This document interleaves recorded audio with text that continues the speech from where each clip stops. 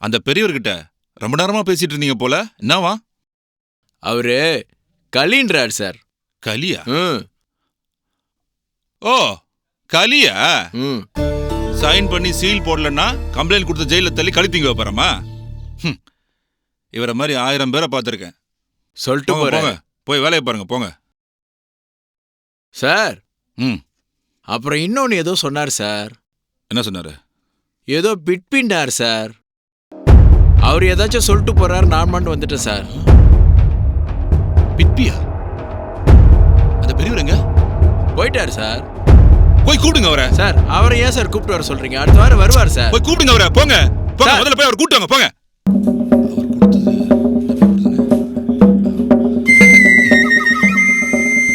ஐயா ஐயா ஐயா ஐயா ஐயா ஐயா ஐயா மன்னிச்சிருங்க ஐயா.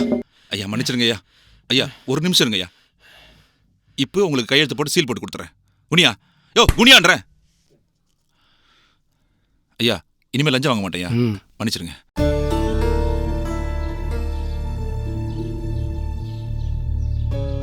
இந்தாங்க ஐயா. ஐயா வாங்கிக்கங்க ஐயா. தேங்க்ஸ். இனிமேல் லஞ்சம் வாங்க விட மாட்டீங்க.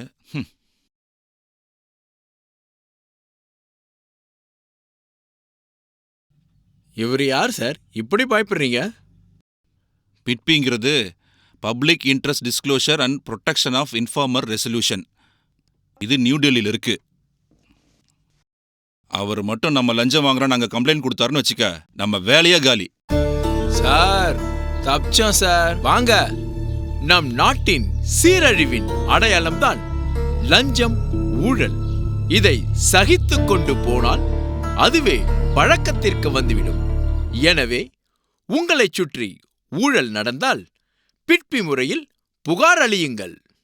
உங்களின் அடையாளம் ரகசியமாய் வைக்கப்படும். பிட்பிற்கு தபால் முறையில் மட்டுமே புகார்கள் அனுப்ப முடியும். சிவிசி போர்ட்டலில் புகார் அளிக்க வலைதளத்தின் மூலம் அளிக்கலாம். ONGC சார்ந்த புகார்கள் தபால் அல்லது வலைதளம் மூலமாக மட்டுமே பெறப்படும். இமெயில் மூலமாக அனுப்பப்படும் புகார்கள் ஏற்றுக்கொள்ளப்படாது.